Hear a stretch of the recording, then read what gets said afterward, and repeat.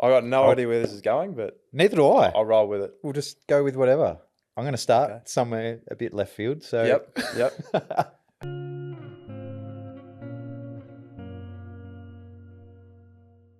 Peter Burge, I am very excited to hear more of your story, not just because of the time we spent together when you were the high performance manager at the Richmond Tigers, but also your journey as a professional athlete and an Olympian. But when I did Google your name, the first person that came up in Wikipedia was a former Test cricketer who played 42 Test matches for Australia between 1955 and 1966. Yep. You actually were not a bad junior cricketer. Is that true? Yeah, true.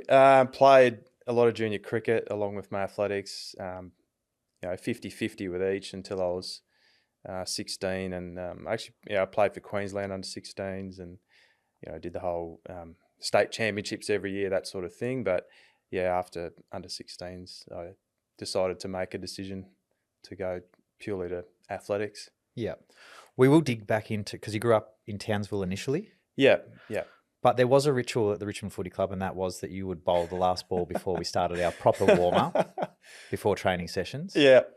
Are those the kind of little moments when you're in the football club that, and we'll touch on the difference between an individual sports journey and then a team sports journey, are they the little moments that you love as part of your role? And does it happen now at the Hawks? I loved it. I did love it. It was fun. It happened once or twice, and then it was happening every week for a number of years, and just bowling the last ball before we actually got into our walkthroughs. It's pretty cool. They do at the Hawks. There is a bit of cricket that goes on, and I've tried to roll the arm over, but a bit older and a bit sore these days. Not quite as good. So back to Townsville. Yep. Grew up, mum and dad. Mum and dad. Yep. Brothers and sisters. A brother, Yes. older brother, two half sisters Two on my half-sisters. dad's side. We'll touch on your journey as a dad a bit further down the track, but through your relationships with mum and dad as a kid, and I'm assuming that your career forced you to kind of move away from home at different stages as well. Did you have not a preference, because we love both our mum and dads, but was there someone you gravitated towards more? Yeah, probably more my mother. It's interesting. I played cricket, and dad came to cricket, and athletics. Mum came to athletics and was heavily involved in athletics. So when I chose that was the path I was taking, I gravitated more towards her. And there was the family breakup as well. Mum was from Brisbane, and we made the decision that we were moving to Brisbane, and dad was still in Townsville in North Queensland. So that was tough. Yeah. But and at the time, you're a young kid and you only know what you know, but I didn't realise how tough it was until I look back on it. Yeah. Have you had to do any work across your time as you've got further on in life, or, I know from my own experience, it's like once you enter into your own relationship, where you get married or you have kids, you start to realise that there's all these little idiosyncrasies or behaviours that are just there and you haven't really been aware of until you're living under the same roof with someone. Has there been moments like that through your journey as an adult where you go, oh, maybe I do that because of that? 100%. And, in your 20s when you're the athlete and you're training, you don't understand it. But then when you grow a bit older and you start thinking, why did I do things, or why do I think that way, or why was I like that? It starts to make more sense. And certainly in the last 10, 15 years, I've dug a bit deeper and been able to really look at that and work at it as well. Probably my biggest self-critic. There's some things I didn't like and wanted to work on. But you are who you are, and you love your family and your parents, and no one's perfect. No, definitely not. But understanding yourself and understanding why was a big thing for me. Yeah. Has there been one defining moment through that 10 or 15 year journey where you have started to really want to understand why you are a certain way or act a certain way under circumstances that have been significant for you in your journey? 100%. 2015. I was working at Richmond and I was looking at some PD, some professional development, but rather than going away and doing the technical stuff, I actually wanted to do some self-development, and I started working with an executive coach here in Melbourne, and did that for 18 months, and that's where I really started to just discover the why and how I operated and who I was. So quite a bit older, but better late than never, eh?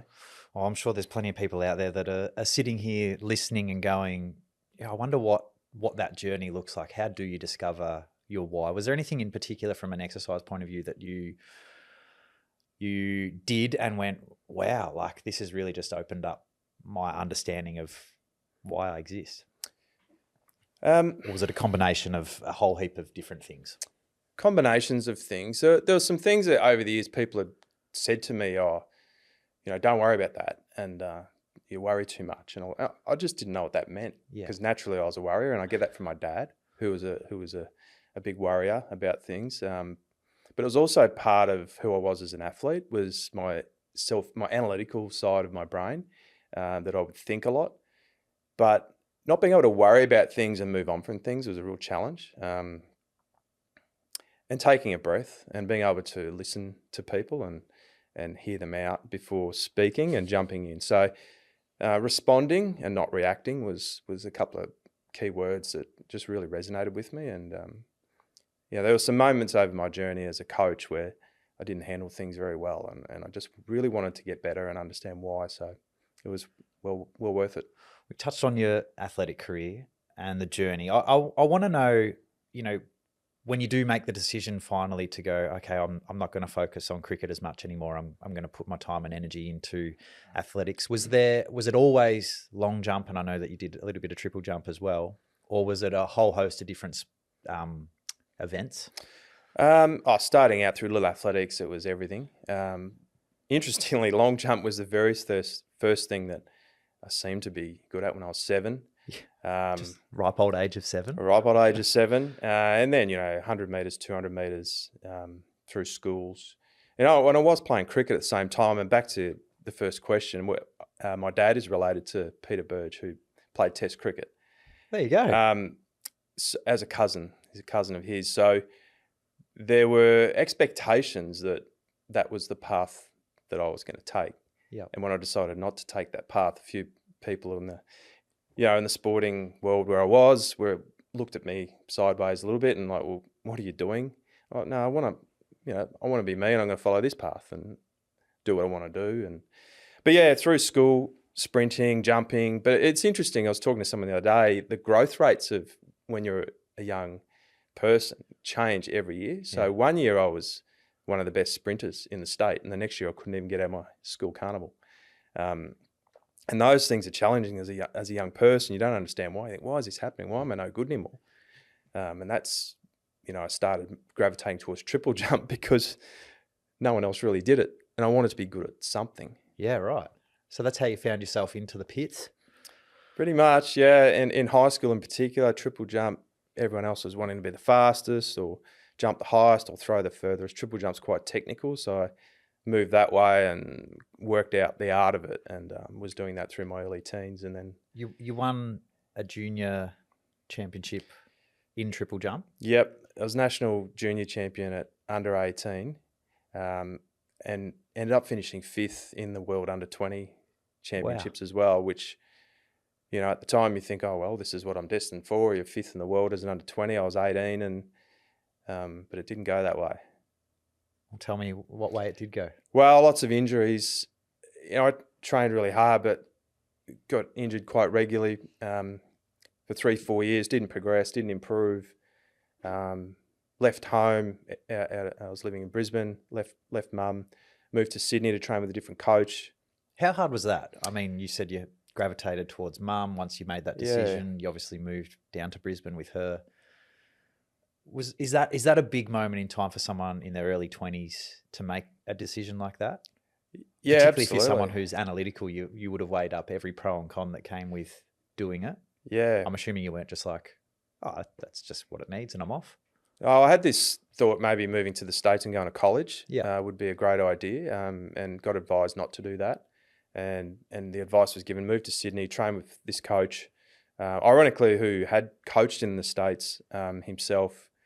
And Keith Connor was his name. He was my coach for a very long time, and made the move. But leaving home as a 19-year-old was challenging. But but a growth opportunity as well to grow as a young person and Yeah. go and get a job and pay rent and do all those things. And it taught me a lot of life lessons. It wasn't just about the athletics; it was about growing up, pretty much. Yeah. You obviously go on to progress and become a very good long jumper, win a gold at the Com Games in '98 and compete in the Sydney Olympics. Yeah. I mean, I'm sure there's plenty of highlights throughout your career. What's your favourite moment as an athlete? It'd have to be the Commonwealth Games in 1998 because I won and I beat Jai Tarima, who went on to win an Olympic silver medal 2 years later. Mainly because, and the Commonwealth Games, the standard, it's not as high as the Olympics, but in long jumping, the standard was actually still world class. And jumping against him, and he'd finished second in the World Cup a couple of weeks before that, broke the Australian record. So to be able to perform on the day under a lot of pressure, and do something, which I dreamt about doing for so long and hadn't been able to achieve anything for 6 years, after changing events 9 months before as well. So that was pretty special. But for me, that was just the start, with the Olympics in Sydney, and every kid's dream when that announcement was made that we're going to have the Olympics in a home country. That was exciting, but things didn't just go linear from there. There was more issues that I had to face after that, with more injury, more surgeries the following year. So nothing was guaranteed. Were you studying at this early stage, or was it something that you progressed further down the track? No, not quite at that stage. No, it was more at the end of my athlete career where I got into some study and started thinking about what I was doing. And did some of, the injury challenges and so forth, is that what kind of defined you to make a decision that was an area that maybe you wanted to progress into? Yeah, definitely. Certainly a lot of the learnings from all the injuries and training were a background to learn more about strength and conditioning and conditioning for other sports. Yeah. But ultimately, I still wanted to jump till I was in my 30s. I was thinking of 2008 as being, at 36, being the finishing point. That was my goal. Yeah. But that changed very quickly. So you retire 2003? 2003, yeah. When you make that decision, because I'm assuming, and I don't know, but being a individual sport, you rely heavily on sponsorships and so forth. It's not like going and winning a world championship's overly lucrative from a financial point of view. Is that fair? Yeah, that's absolutely fair. I mean, we're relying on government funding, a little bit of sponsorship money. I was working part-time, had some great employers over my journey who were very flexible. So you're combining 3 or 4 different sources of income just to be able to train at a level and then go and compete overseas as well. Yeah. Yeah. When you get to 2003 and you make the decision to retire, what's going through your head? Are you excited about the transition? Are you overanalyzing it and worrying a lot about, what the future looks like? Where am I going to step into? And how soon did you get your first full-time job? I was relieved, to be honest. Just because of the weight of pressure and expectation with body, country. I was confused and relieved, I guess. I was in the middle of a competition in Europe. Yeah. And I just couldn't complete the competition. I just mentally was cooked. And I just realised that I actually don't think I'm going to be any better. And so I finished up, flew back to Australia and spoke to some prominent people in the industry and ex-athletes. And one in particular, Dave Colbert, actually said to me, well, if you don't think you can be any better than what you've been, why would you go on? And for me, that was the answer right there. And I actually didn't have that belief. I think physically I possibly could have, but mentally I was done. So there was a sense of relief there that I could look at the next phase of my life and what that looked like, because I didn't have much idea at that stage. But I had started some study at that time in the sports coaching area, so there was certainly a path. What was the greatest piece of advice that you received during your performing days? It's really clear for me. I was a young athlete. I was at AIS on a training camp, and we'd all gone out one night after a day of training, and we weren't supposed to. We'd broken curfew, And a few weeks later, I remember I got a fine. You know, a few of us got fines. We'd been out after curfew and all that. And Phil King, who was Debbie Flintoff King's husband and coach at the time, he was the head coach of the sport. And he sat me down in a room, and you know, I pleaded my case, and he just looked at me the whole time, and he just said, "I'm going to give you one piece of advice. You get two options in life every day. You get the hard road or the easy road. My advice to you is take the hard road." I'll never forget it. Yeah. And applying that philosophy to training principles for the years ahead. I mean, that was back in 1994, I think. So for the next 10 years, I was using that principle to help guide me in everything I did. Would you change the way you did things upon reflection? So, for instance, and I'm just thinking out loud, taking the hard road is a great way to go about things, but it might not always be right, particularly for different individuals and so forth. Like was that part of the reason you broke down and had injuries? Or like, were there little things like that where you go, there was the right time to take the hardest road, but then there was other times where I needed to be smarter? Yeah, absolutely. There were certainly times I needed to be smarter. And as a young athlete who was so intrinsically driven, which I was, I would overtrain and push hard and just do crazy stuff to try and find a way to be good or make it. But I used to play those little games.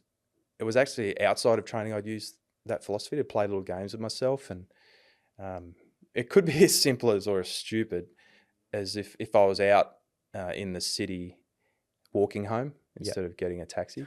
I know that sounds ridiculous, but you know, taking the stairs instead of a lift, those sorts of things.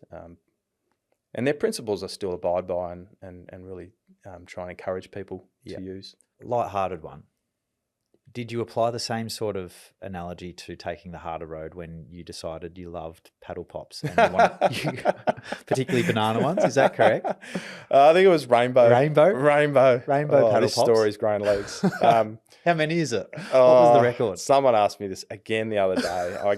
Honestly, I can't remember, but I just had a bad moment one weekend. Are we talking double digits? Double digits. That's at least 2 boxes.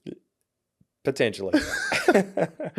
Well, they do taste good. So Burgie's looking for a paddle pop sponsorship after this. But you transition into becoming a high performance manager at an AFL club, which is a team sport. And I know that there's an element of team in athletics and you work together on certain aspects of it, but very much in the performance moment, it's me, it's everything I've been working towards, versus AFL. The culture has obviously adjusted since your initial seasons at the Hawks initially. Yep. How did you go adjusting into that role? Because I remember even when you came to the Tigers, you said, I really did struggle with, you know, the piss-taking humour. Yeah.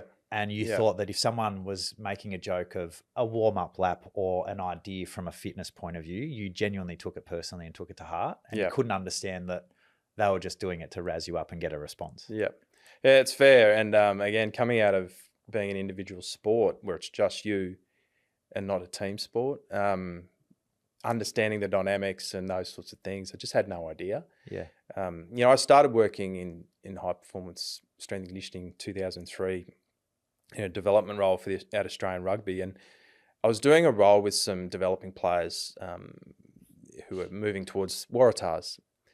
So I wasn't involved with a team. I was working with individuals and so I never actually worked with a team until I moved to Melbourne and started at Hawthorn. And one of the first things we did as a club was do the Kokoda track in 2004. And it was the hardest thing I've ever done, but it was on that I realised, God, what am I in for here? Like, this is a completely different environment to being an individual track athlete. Yeah.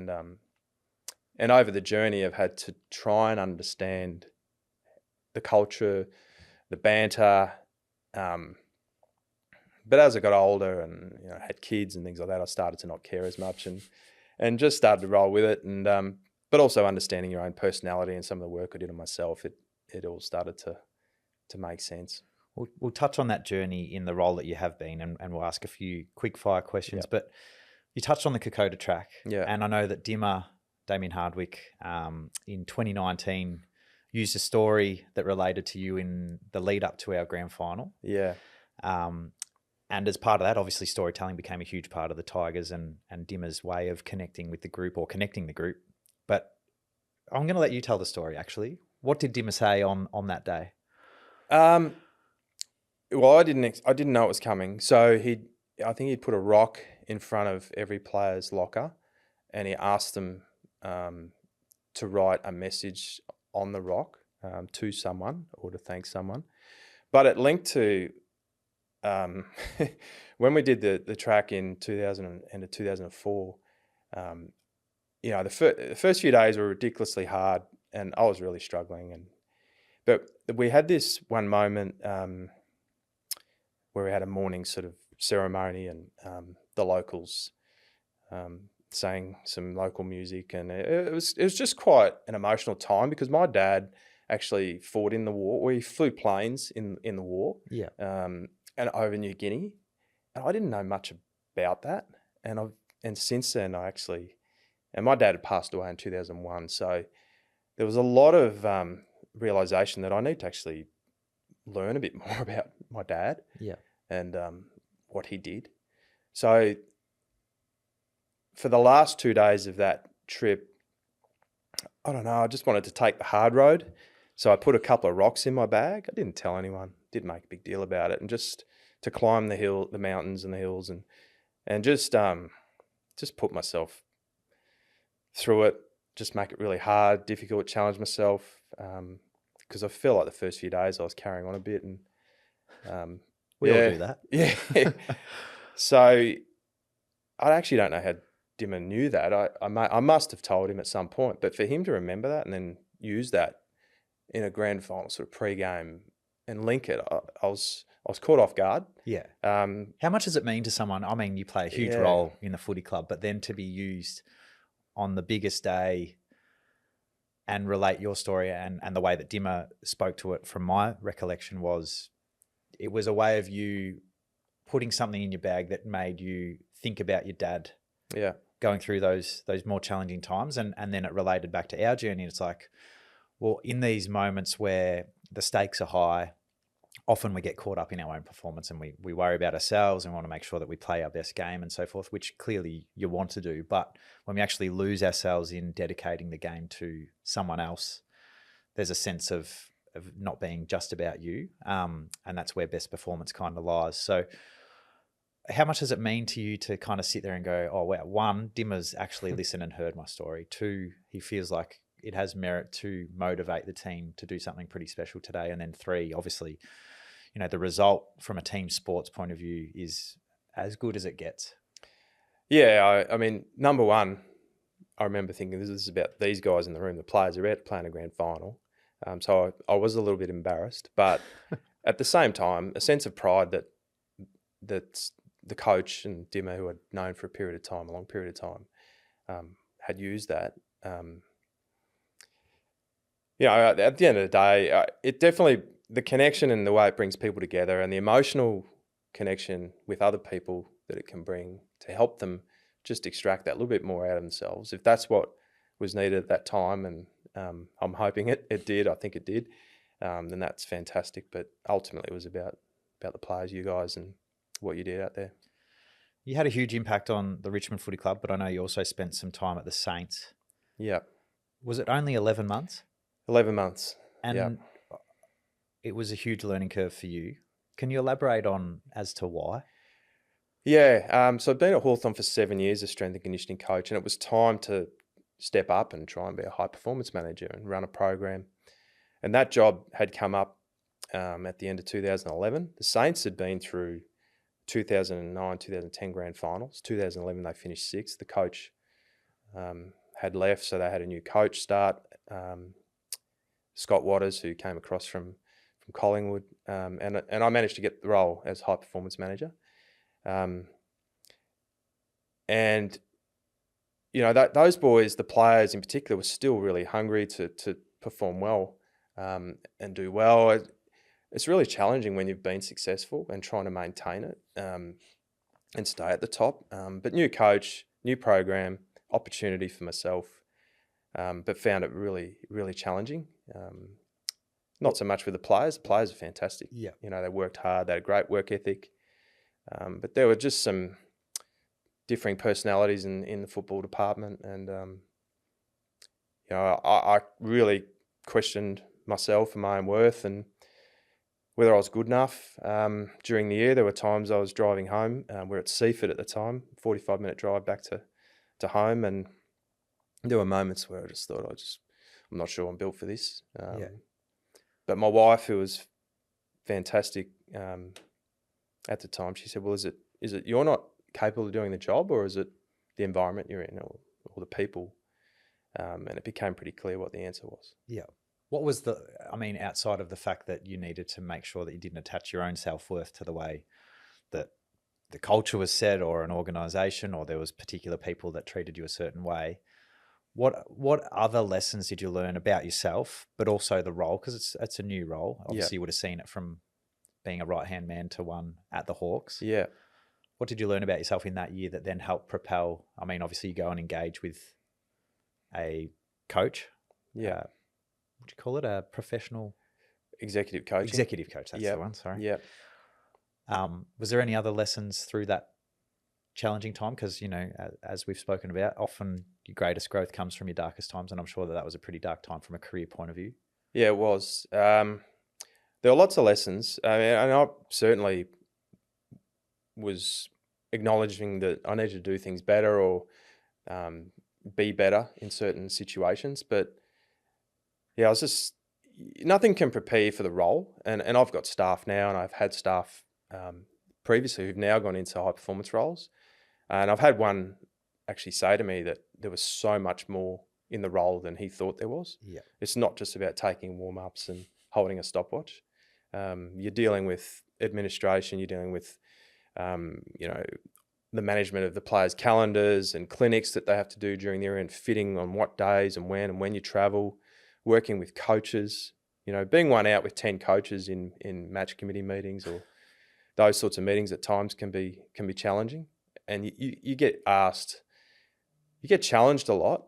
And sometimes the answer is not black and white. Yeah. But you got to have a strong opinion or strong thoughts, and you got to back it up with some evidence half of the time. So I think what I learnt back then was that preparation and preparing for what might come at you is really important. Yeah. And having something ready and answers ready. You then come to the Tigers and have a huge influence on not just the program, but just many of the small little rituals that built, as we touched on the bowling before our walkthroughs every week. But you've touched on previously about the 2016 season, obviously being the train wreck of a year, but then the conditioning changes that came with that. Yeah. Can you elaborate? And maybe there's people out there that go, oh, I don't really care as long as Richmond perform better. But what sort of little subtle changes in your role, or big changes, were made across that off-season, pre-season? Yeah. I mean, I've never been scared to try something. Yeah. And to go down a different path. You know, the old saying, if you do what you've always done, you'll probably get what you've always got. So it was at a point where we needed to shift. And other things were changing as well. There were new coaches. The coach himself had come back from a trip overseas and you know, it made a bit of a shift with some things. So it all aligned in the end. We were all looking to go down a new path. And I simple thing, I just changed the schedule for the week and had a different look. One thing I'm not scared of doing is talking to other people. And if I don't know the answer, I'll go and try and find some answers. Yeah. And then implement that. And that's what we did. What I found was really interesting was, for the previous 4 years, we trained a fairly traditional model during the week: Monday, Wednesday, Friday, Saturday. We did a high volume program, lots of conditioning and running. And then we moved to a model where we didn't do as much running, we did more football. And the rest is history. We improved and won a premiership, but there was a perception outside that, oh, this Richmond side's fantastic, they're so fit, they're running side. And I just remember thinking, geez, we actually did about 20% less running. Yeah. So there were a lot of lessons in that for me. I mean, it's not to say the previous 4 years didn't have an influence and an impact. I think it probably did. And it certainly help the development of some of the younger players. And that's actually been a learning for me even recently, starting with a young group again, that you have to make sure that you put the foundations in, even though you want immediate success. But lots of learnings out of 2016, lots of leadership learnings as well, and it coincided with the executive coaching that I got personally. So, yeah. These are going to be quick fire. Sure. But in your current role, how have you seen the evolution of AFL athletes? Yeah, they're becoming more dynamic, no doubt in my mind. I mean, it's still an aerobic endurance sport, lasts 2.5 hours, but the power of the athletes is increasing. The players coming out of the under-18 system are better prepared than they were 15 years ago. Still a bit of work to do there. Physically, better prepared physically. Mentally, that's when the work starts for a lot of them. Yeah. Coming into AFL system. That's probably still a work in progress. Yeah. There's a number of things that have changed. We can't skin fold test them at under 18 level anymore, which still baffles me. We're an elite performance sport, and there are just certain standards you have to meet as an elite athlete. It's just the way you do it, which is important. Yeah. Obviously with body image and those sorts of things. So language and education is absolutely critical. But those are things that have changed. And we've got better as an industry with those things as well. And I was certainly part of a generation where it was a little bit more hardcore. I've had to learn the modern way. Extension of that question, where do you think it's going? Is it going to continue to be a dynamic sport? Can you see rotations being pulled back over time? God forbid that happens, because I can't imagine playing longer minutes at the kind of explosive pace that it's currently played at. Yeah, I certainly see the game not getting any slower. Yeah. And the biggest challenge is with the intensity it's played at now is keeping players healthy.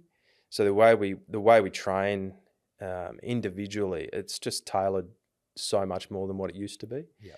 But there's still quite a variation across the league of how clubs train and the different volumes of training and the types of training. And that's the big challenge for us in high performance roles, is trying to work out what's the best for your group of players, because that may not be the same as the next group you work with. Yeah.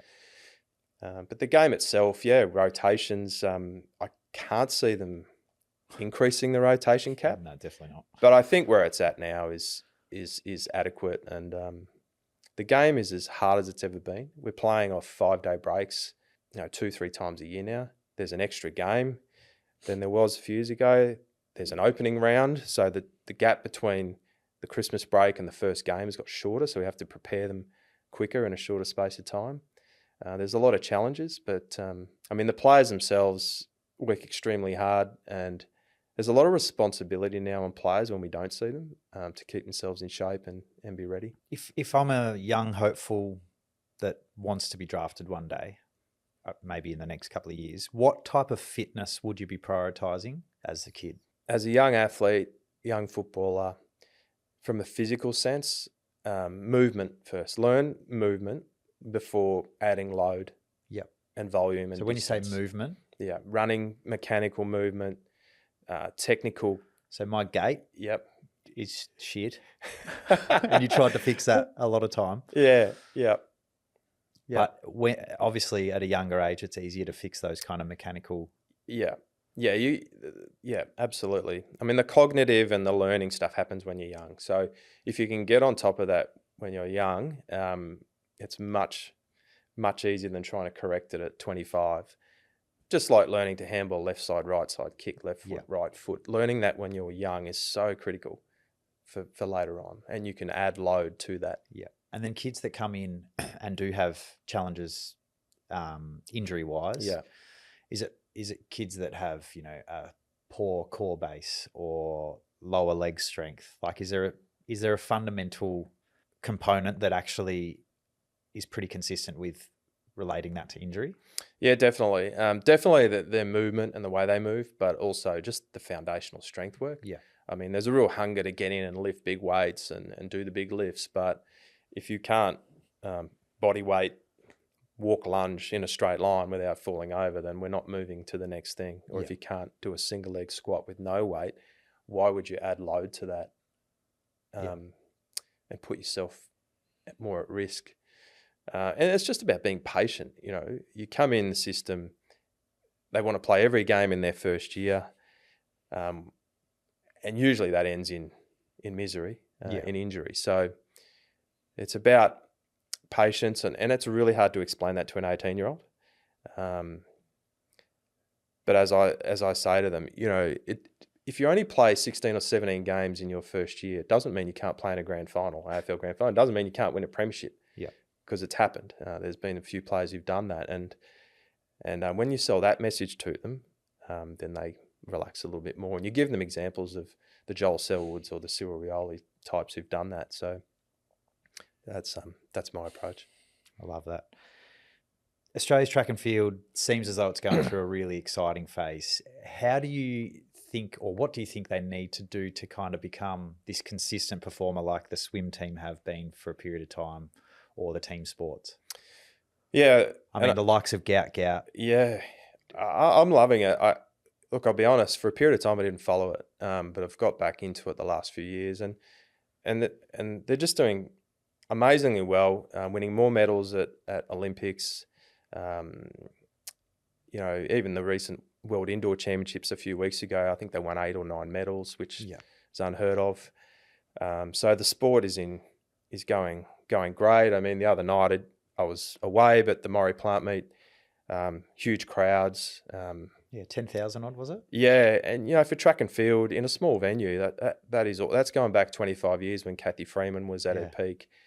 Those sorts of crowds are starting to turn up.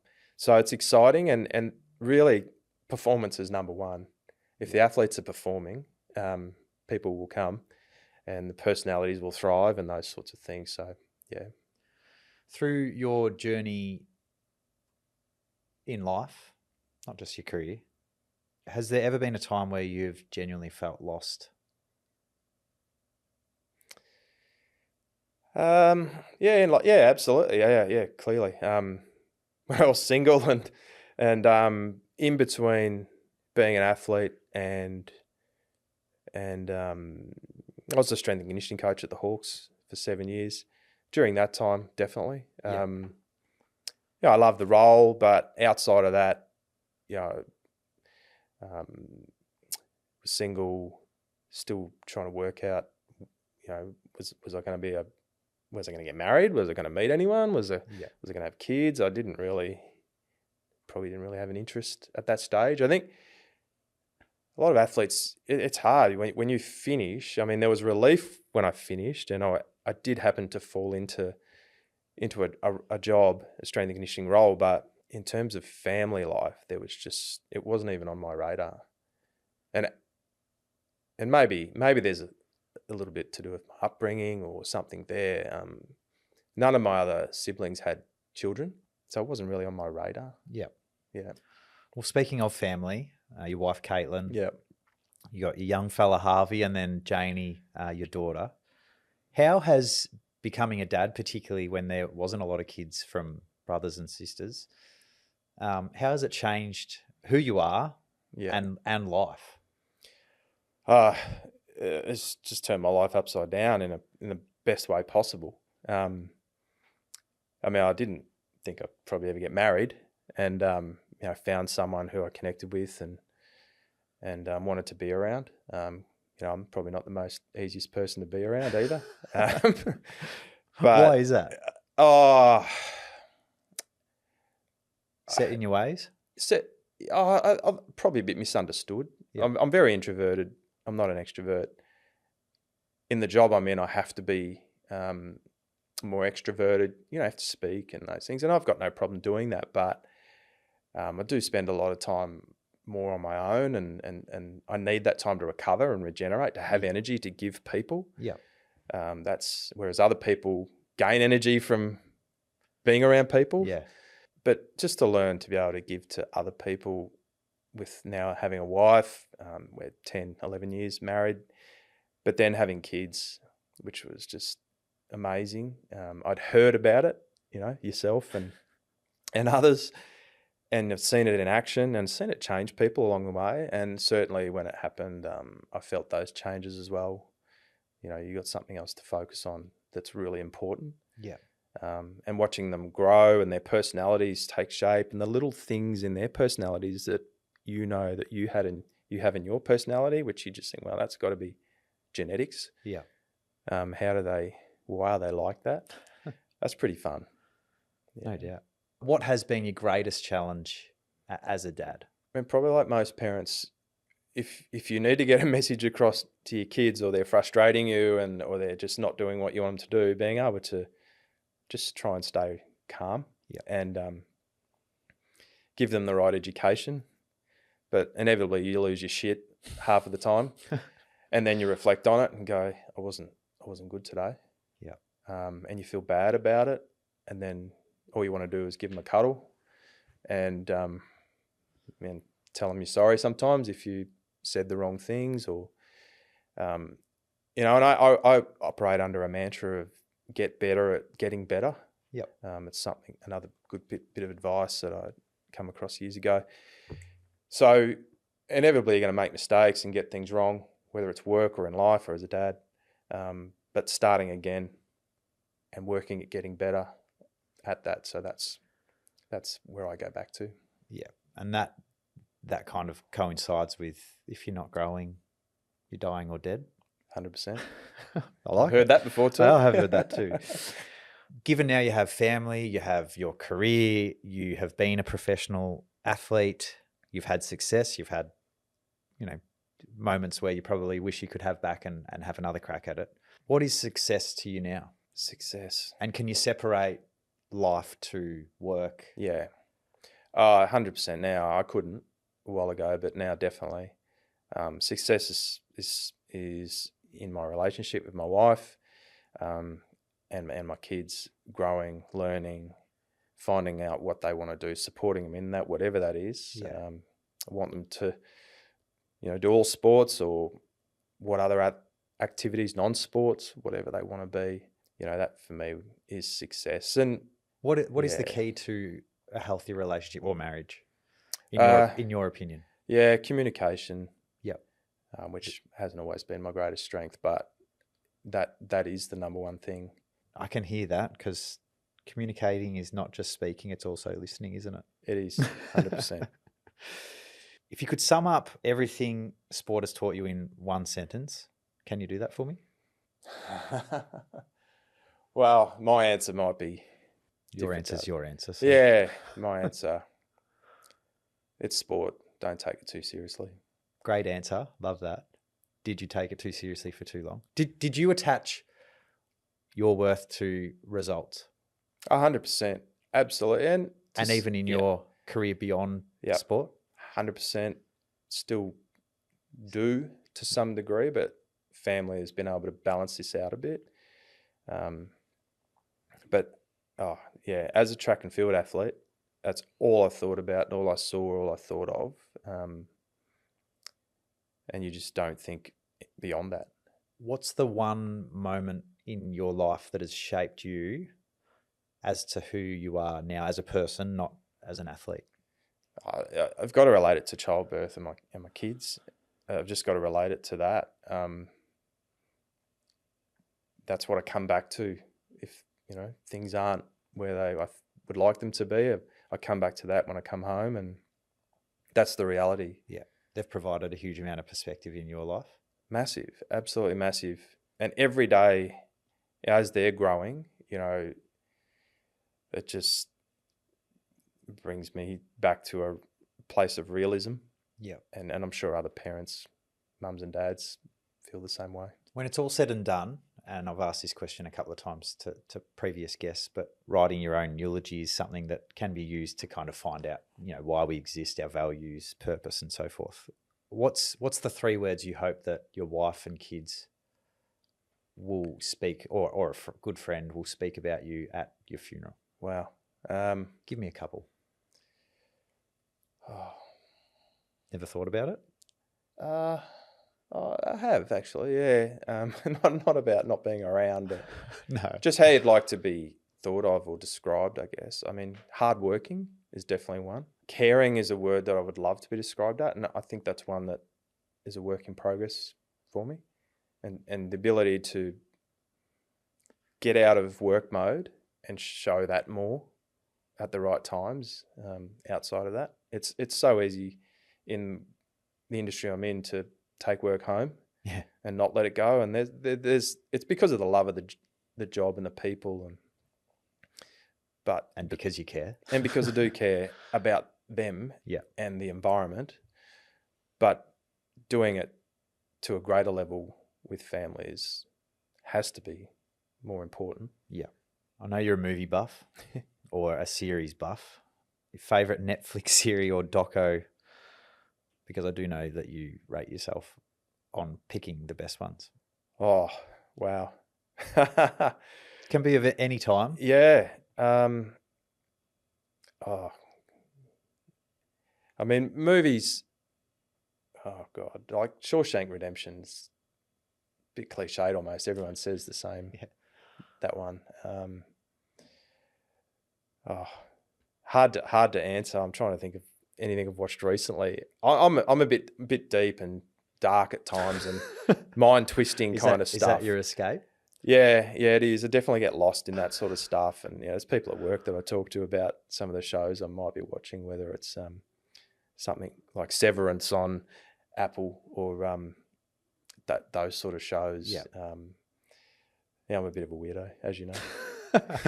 I'm all about embracing your weird. Don't worry about that. One question we do love to ask our guests is if there was one piece of advice you could give your 16-year-old self to help you on the journey that's ahead, what would it be? Don't take things so seriously. You've said that a few times. Yeah.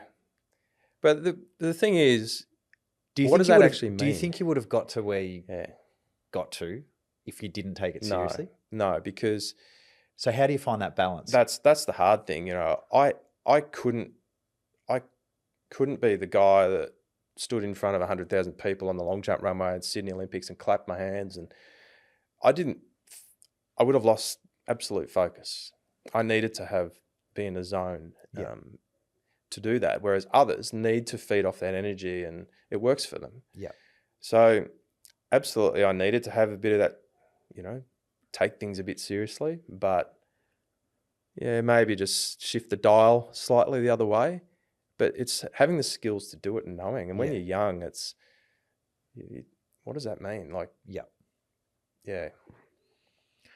Well, Burge, I really do appreciate you coming in and sharing some of your time. A couple of key things that I loved. You're forever looking for the growth, whether that be in your work life, but also in family life, and maybe even particularly so in family life, because parenting is very much a journey. And as part of that, you're saying is getting better at getting better, or get better at getting better. I love the part of your transition into a role where you are managing people to respond rather than react. Yeah. And give people an opportunity to speak or voice their opinions, so that then you can take that information and then make a decision based on what you had heard, but also then your own personal opinion. And then as part of that as well, the challenge you've faced is when you do come under attack.